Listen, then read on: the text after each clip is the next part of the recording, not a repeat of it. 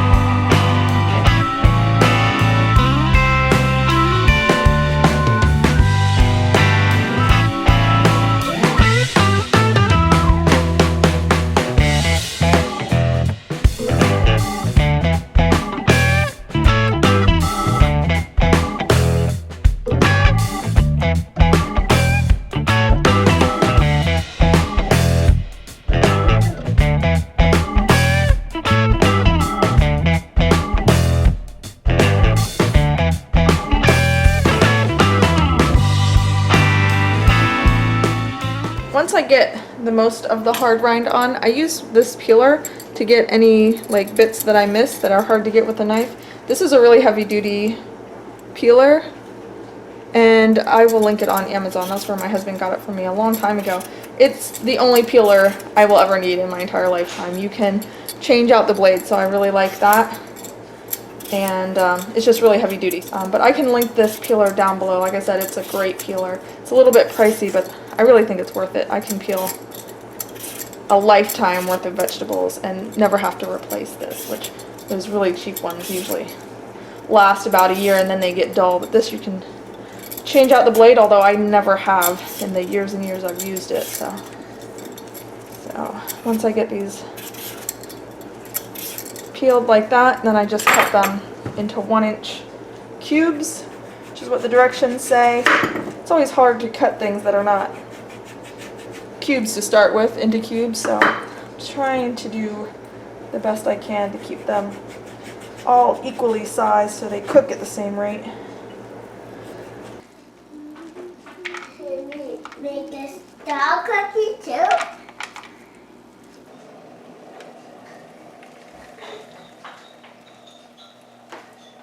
Okay, so there's all my squash all cut up and ready to go. This is in my biggest stock pot, and I covered it with water, although they float, so I don't know how to cover things that float, but I put enough water in there just to the very top of this pot, so hopefully it doesn't make a big mess when it boils.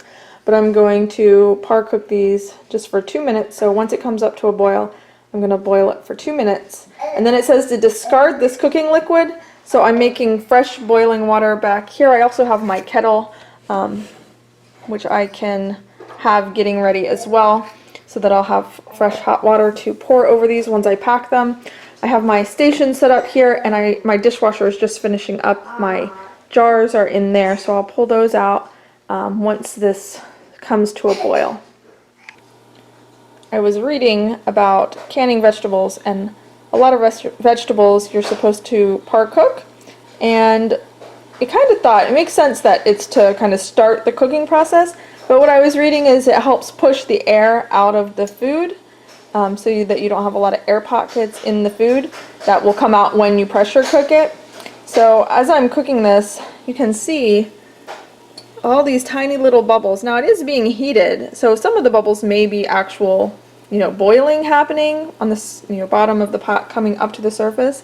But a lot of these are just, it's just a stream of these tiny little bubbles. So I'm thinking it's as the food is being heated, it's forcing that air, especially something like squash. It's so fibrous, there has to be little air pockets all through it, so that makes sense. Some vegetables you can raw pack, and there's also a hot pack way, but for this squash it was only hot pack. There wasn't a raw pack method, so that's what I'm doing now. It hasn't come to a full boil yet, so I haven't started my timer, but my water back there is heating. I also started heating up my canner, and I think I'm gonna go ahead and get my jars out, line them up, and fill them with the salt. The recipe calls for a teaspoon per quart or half a teaspoon for a pint, and that's what I've seen is kind of a standard for most like vegetables. That's what I was doing in my beans. For me, it's a little bit too salty, so I'm gonna cut that back, and then I can always season it when I, use it in a recipe. But I'm gonna do a half a teaspoon in my quart jars. So let me get those out of the dishwasher. I'll line them up, I'll put the salt in, and then hopefully this giant pot won't take forever to come up to a boil. And then it's just 2 minutes to boil, and then we'll get rolling.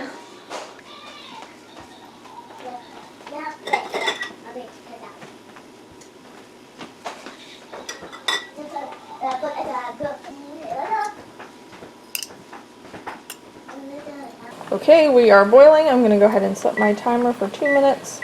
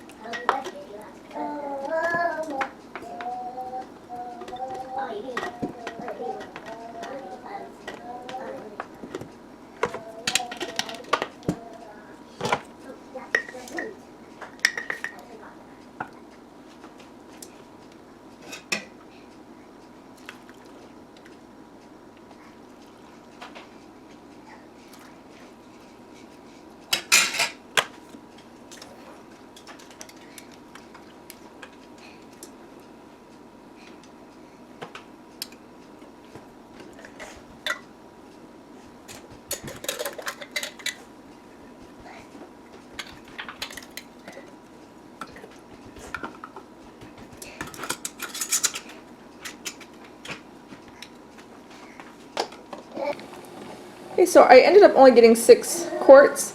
There was just a little bit left. Not enough for another jar, but that's alright. The recipe will tell you how much of any certain vegetable to get, so you get a full can of load. I just didn't pay attention to that. So I'm gonna close this up and process this, and I will bring you back when I pull them out of the canner so you can see what they look like.